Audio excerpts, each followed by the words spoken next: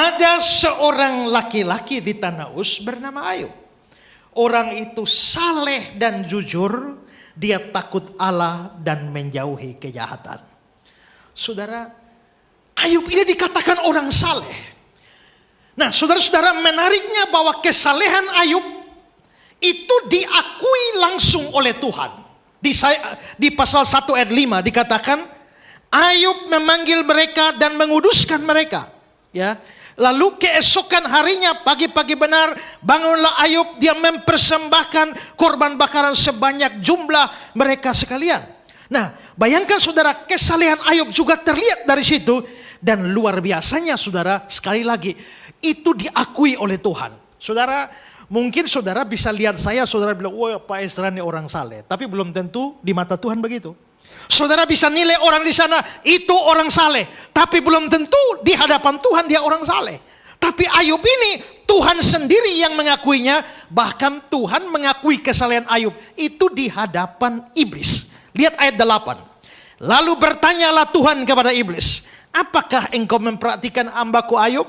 Sebab tiada seorang pun di bumi seperti dia, yang demikian saleh dan jujur, takut akan Allah dan menjauhi kejahatan. Manusia bisa tampak baik di muka kita, tampak saleh, tampak jujur di belakang lain. Tapi Tuhan sendiri mengakui Ayub ini orang jujur. Ayub ini orang saleh. Dan ini sesuatu yang luar biasa. Mengapa luar biasa? Tadi saya bilang, pertama, Ayub itu kaya. Kedua, Ayub itu saleh. Ini perpaduan yang menarik. Kenapa saudara? Karena banyak orang kaya tidak saleh. Banyak orang saleh tidak kaya. Tapi Ayub ini kaya sekaligus saleh. Di dalam sebuah buku, Pulpit Commentary, dikasih komentar tentang Ayub begini. Ayub kaya, baik kekayaan materi maupun kekayaan rohani. Dan dengan demikian membuktikan bahwa sekalipun orang baik atau orang saleh tidak selalu kaya, sama seperti orang kaya tidak selalu baik atau saleh, tapi bukannya tidak mungkin untuk menjadi keduanya, saleh dan kaya. Saudara-saudara, ada orang kaya tapi tidak saleh, dan banyak orang kaya tidak saleh. Saudara-saudara, kita lihat di dalam Alkitab cerita tentang anak bungsu di Lukas pasal 15 yang minta harta kekayaan dari bapaknya. Lukas 15 ayat 13. Beberapa hari kemudian anak bungsu menjual seluruh bagiannya itu. Berarti dia sudah banyak duit. Setelah banyak duit, apa yang dia buat? Di sana dia memboroskan harta miliknya dengan hidup berfoya-foya. Begitu dia banyak uang, hidupnya langsung berhenti saleh. Saudara-saudara, banyak orang kaya tidak saleh. Walaupun banyak orang saleh tidak kaya. Saudara yang mana? Lebih parah adalah sudah tidak kaya lagi, tidak saleh lagi. Nah, tapi Ayub ini luar biasa. Sudah kaya, saleh lagi. Jarang ada orang yang kaya raya, hidup saleh di hadapan Tuhan. Kenapa? Karena potensinya untuk tidak saleh besar. Kalau saudara gaji 1 bulan hanya 1 juta, 1,5 juta, kira-kira bisa nambah istri? Nggak bisa. Tapi kalau penghasilannya 1 bulan 500 juta, bisa nambah 5 istri? Bisa. Ya kan? Artinya semakin kaya seseorang, potensi untuk menyeleweng, potensi untuk menyimpang, potensi melakukan kejahatan makin besar. Nah, masalahnya kita lihat Ayub ini luar biasa. Sudah kaya raya, tapi saleh lagi. Nah, jarang ada orang seperti itu. Itulah sebabnya dalam Amsal dibilang begini. Jangan berikan kepadaku kekayaan. Biarkanlah aku menikmati makanan yang menjadi bagianku. Supaya kalau aku kenyang, aku tidak menyangkalmu dan berkata, siapa Tuhan itu? Nah, sekarang pikirkan saudara, bagaimana hidupmu?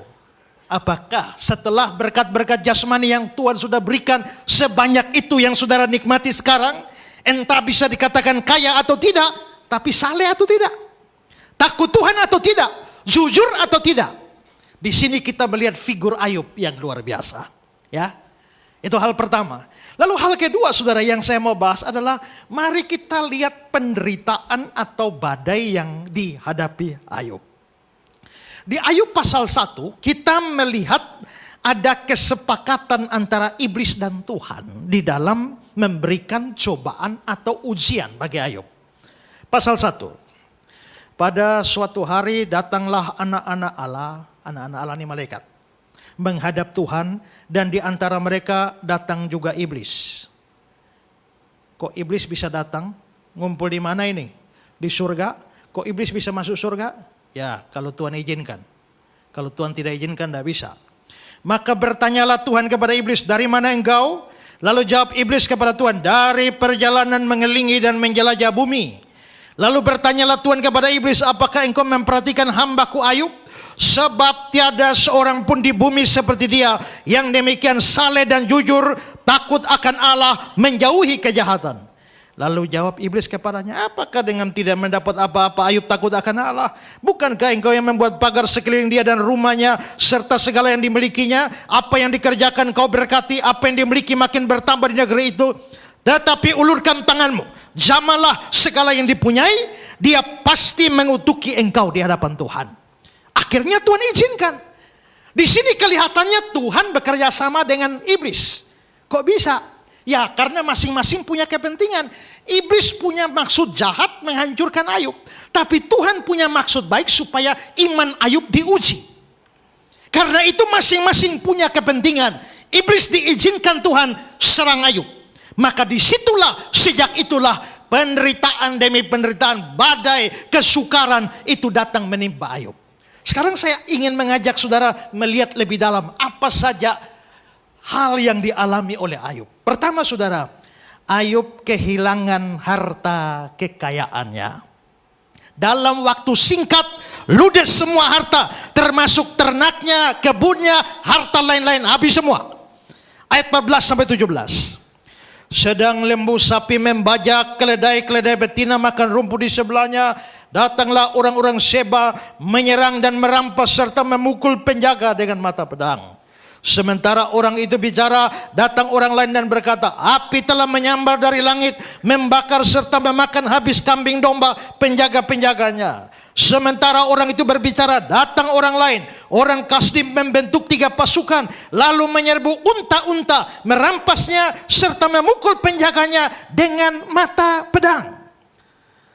Saudara, zaman dulu harta diukur dari kamu punya binatang berapa banyak, kamu punya ternak berapa banyak. Dan saudara-saudara, ini kerugian Ayub luar biasa banyak. Habis semua dalam satu hari. Kalau saudara mau ukur kira-kira berapa kerugian materi Ayub, sekarang perhatikan Ayub 1 ayat 3. Dia memiliki 7.000 ekor kambing domba. Satu kambing harga berapa? Ini 7.000, habis semua. Ya, 3.000 ekor unta. Satu unta harga berapa? Habis semua. 500 pasang lembu, habis semua. 500 keledai betina, habis semua. Saudara, tadi sore waktu saya baca-baca ini, saya coba penasaran kira-kira pakai harga sekarang ini kira-kira berapa sih kerugian Ayub. Lalu saya coba tanya AI, kira-kira berapa harga kisaran semua ini. Nah, sekarang saudara lihat perhitungan dari AI. Nah, saudara lihat ya, kambing domba jumlah 7.000, harga per ekor kira-kira 3.000, maka rugi 21 triliun. Sapi atau lembu 500 pasang 1.000, totalnya 21 triliun, unta 3.000, satu ekor 35, total semua 35 juta, total 105 triliun, keledai betina 500, harga per ekor 10 juta, 5 miliar. Total keseluruhan 147 triliun. Saya tanya, kalau saudara rugi begini, apa yang terjadi? Bayangkan saudara, itu baru binatang, belum yang lain-lain. Kerugian begitu besar. Di situ kita bisa lihat dia begitu kaya, tapi kekayaannya ludes dalam satu hari. Saudara, di Kupang itu ada satu toko terbakar. Ya, satu toko terbakar dan ternyata terbakar bersama dengan pemiliknya. Apakah pemiliknya terjebak di dalam? Tidak. Dia bisa keluar, tapi pada waktu tokonya terbakar dia merasa seluruh hartanya dalam toko, dan karena itu tidak bisa lagi diselamatkan. Akhirnya dia pilih lebih baik dia bunuh diri bersama-sama dengan tokonya.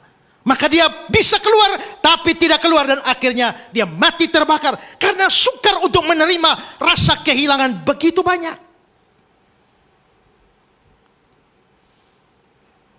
Sekitar tahun 1990-an, saya terdampar di Jakarta, sampai akhirnya saya jadi penjual cincin di lampu merah. Lalu dengan perjuangan berat saya luntang-lantung di Surabaya. Tidak tahu mau pulang bagaimana. Saya hanya punya sisa 50 rupiah dan saya luntang-lantung di Tanjung Perak.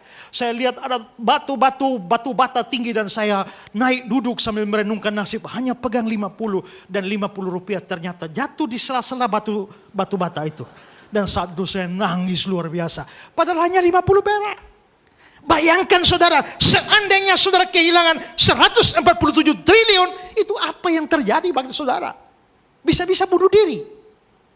Penderitaan Ayub, kehilangan Ayub luar biasa. Pertama, kehilangan hartanya. Kedua, Ayub kehilangan anak-anaknya. Semua anak 10 orang itu mati semua. Ayat 18-19, sementara orang berbicara, datang orang lain berkata, anak-anak Tuhan yang lelaki, yang perempuan sedang makan-makan, minum anggur di rumah saudara mereka yang sulung. Tiba-tiba angin ribut bertiup di seberang padang gurun. Rumah itu dilandanya 4 penjurunya. Roboh menimpa orang-orang muda itu sehingga mereka mati. 10 anak mati dalam satu hari. Saudara bayangkan, 1 anak mati saja. Pernah ada orang yang anaknya mati, saudara. Lalu biasanya ada acara kebaktian penghiburan. Tapi mereka tidak bikin kebaktian penghiburan. Kebaktian kebangkitan. Maka tiap malam nyanyi, mujizat terjadi di tempat ini. Dalam nama Yesus bangkit. Dalam nama Yesus bangkit. 3 hari doa kebangkitan. Anaknya tidak bangkit-bangkit. Setelah itu dikubur. Begitu dikubur, habis itu dia murtad dan anggap Tuhan ingkar janji. 1 anak mati saja orang bisa murtad. Jangankan anjing, jangankan anak, anjing mati saja orang bisa susah sedih minta ampun kan? Tapi ini 10 anak mati dalam satu hari. Kehilangan harta, kehilangan anak-anak. Yang ketiga, kehilangan kesehatannya. Ayub pasal 2 ayat 7-8. Kemudian iblis pergi dari hadapan Tuhan. Ditimpanya Ayub dengan bara yang busuk dari telapak kakinya sampai ke batu kepalanya. Lalu Ayub mengambil sekeping beling untuk menggaruk-garuk badannya sambil duduk di tengah-tengah abu. Ini penyakit yang luar biasa, saudara. Badannya sampai begitu gatal, digaruk sama beling. Dan penyakit ini sampai membuat Ayub itu tidak mudah dikenali. Bahkan teman-temannya tidak kenal dia. Coba saudara lihat pasal 2 ayat 12. Ketika mereka memandang dari jauh, mereka tidak mengenalnya lagi.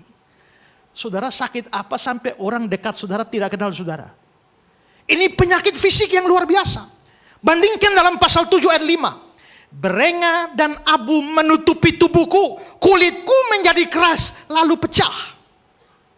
Di dalam terjemahan lama Alkitab Indonesia dia bilang, tubuhku berlumurkan ulat dan lebu tanah. Kulit tubuhku pun terbelah-belah, lagi busuk rupanya karena segala purunya. Alkitab terjemahan Indonesia sehari-hari berkata, tubuhku penuh cacing dan kerak darah. Kulitku luka mengeluarkan nanah. Saudara, ini penyakit apa ini? Sukar. Ada ahli-ahli yang mencoba mengatakan bahwa ini mungkin penyakit kusta kuno. Tapi tidak tepat juga. Kenapa? Karena kusta itu memang ada ciri-cirinya. Tapi kusta tidak pernah ada cacing di dalam tubuhnya. Ini penderitaannya begitu luar biasa. Dan gara-gara sakit ini sehingga Ayub menjadi sangat kurus. Dan giginya rontok semua. Ayub pasal 16 ayat 8. Sudah menangkap aku, inilah yang menjadi saksi kekurusanku telah bangkit penduduk aku. Badannya habis, kurus. Pasal 19 ayat 20. Tulangku melekat pada kulit, dagingnya habis. Dan dagingku, dan hanya gusiku yang tinggal padaku. Giginya rontok semua.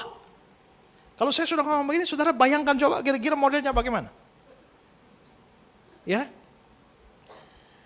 Dia menderita sakit terus-menerus. Pasal 30 ayat 17. Tulang-tulangku seperti digerogoti. Rasa nyeri menusuk tak kunjung berhenti. Pasal 30 ayat 30. Kulitku menjadi hitam mengelupas tubuhku. Tulang-tulangku mengering karena demam. Dan semua penderitaan ini membuat Ayub berpikir jauh lebih baik mati daripada hidup. Makanya di pasal 7 ayat 15 dia bilang, sehingga aku lebih suka dicekik dan mati daripada menanggung kesusahanku. Kehilangan harta, kehilangan anak, kehilangan kesehatan. Seolah-olah itu masih kurang, masih ada satu kehilangan lagi. Yaitu yang keempat, dia kehilangan dukungan istrinya yang tercinta. Walaupun saudara menderita begitu, tapi kalau didukung oleh pasangan, puji Tuhan. Ya. Tapi ternyata dukungan istri pun tidak didapatkan, dia kehilangan. Ayub pasal 2 ayat 9. Maka berkatalah istri kepadanya, masih bertekunkah engkau dalam kesalehanmu? Kutukilah Allahmu dan matilah. Bayangkan saudara. Saya waktu bikin ceramah untuk orang-orang muda, saya bilang, hei pemuda-pemuda, tolong carilah istri, jangan seperti istri Ayub ini. Ya, saat kau sengsara, saat kau tidak punya harta lagi, habis semua, dia bilang, kutukilah Allahmu dan matilah. Ayub kehilangan begitu banyak hal. Harta kekayaan ludes, anak-anak ludes semua, kesehatan habis semua. Dukungan istri pun tidak ada. Dapat dibayangkan betapa orang yang begitu saleh itu bisa mengalami penderitaan. Itulah sebabnya saudara harus berpikir bahwa tidak selamanya orang menderita itu karena dosa. Ya, ada orang menderita karena dosa sebagai hajaran Tuhan, sebagai teguran Tuhan, tapi tak selamanya orang menderita itu karena dosa. Ayub orang saleh, tapi justru karena kesalehannya dia menderita. Karena kesalehannya iblis menyerang dia. Seandainya Ayub tidak hidup saleh, apakah iblis merasa perlu serang dia? Mungkin tidak. Karena itu kalau saudara hidup aman-aman, belum tentu karena saudara baik di hadapan Tuhan. Mungkin karena saudara tidak cukup untuk mengganggu iblis. Makanya dibiarin saja. Tapi kalau saudara hidup begitu taat, mengganggu iblis, apalagi rajin melayani. Kalau saudara orang Kristen diam-diam saja, ya. Baru-baru saya acara tanya jawab, ada orang bertanya, Pak, saya mau tanya, kenapa dulu sebelum saya ikut Yesus kok hidup saya relatif aman, Pak ya? Tapi begitu saya ikut Yesus dan melayani Yesus kok masalah datang begitu banyak? Saya bilang, puji Tuhan, itu wajar. Karena kalau sampai hidupmu tidak diserbu iblis, ada dua kemungkinan. Pertama, karena kamu kawannya iblis. Atau kedua, karena pelayananmu tidak cukup mengganggu iblis. Tapi begitu ada pelayanan yang mengganggu iblis, dia pasti serang. Saudara lihat, Yesus habis dibaptis langsung ditunggu iblis. Diserang iblis kan di padang gurun dengan pencobaan. Mengapa? Pencobaan pertama dia bilang, jika engkau anak Allah, ubah batu-batu ini jadi roti. Jika engkau anak Allah. Mengapa iblis bilang jika engkau anak Allah? Karena sebelumnya Yesus baru dibaptis, keluar dari air ada suara, inilah anakku, inilah anakku. Iblis tunggu, jika engkau anak Allah. Ya kan? Kenapa Yesus dibaptis? Karena dia mau masuk pelayanan. Begitu dia mau masuk pelayanan, setan atau iblis langsung menyerang dia. Karena itu saudara, hidup yang saleh, hidup takut Tuhan, apalagi melayani Tuhan, jangan pikir bahwa saudara akan bebas dari serangan iblis. Justru iblis akan memberikan serangan. Tapi iblis tidak bisa serang kalau Tuhan tidak izinkan. Hanya Tuhan izinkan. Dan saudara lihat baik-baik, untuk bisa serang Ayub, iblis perlu kulonun sama Tuhan kan? Dan Tuhan bilang, ambil semuanya tapi tubuhnya jangan. Dan iblis tidak bisa lewat garis itu. Pasal yang kedua, iblis bilang memang dia masih tahan. Kenapa? Karena tubuhnya belum saya sentuh. Lalu Tuhan bilang, ambil semua, hajar semua, tapi nyawanya tidak. Maka iblis timpakan semua penyakit. Berarti iblis memang diizinkan Tuhan, tapi tidak lewat yang Tuhan batasi dia.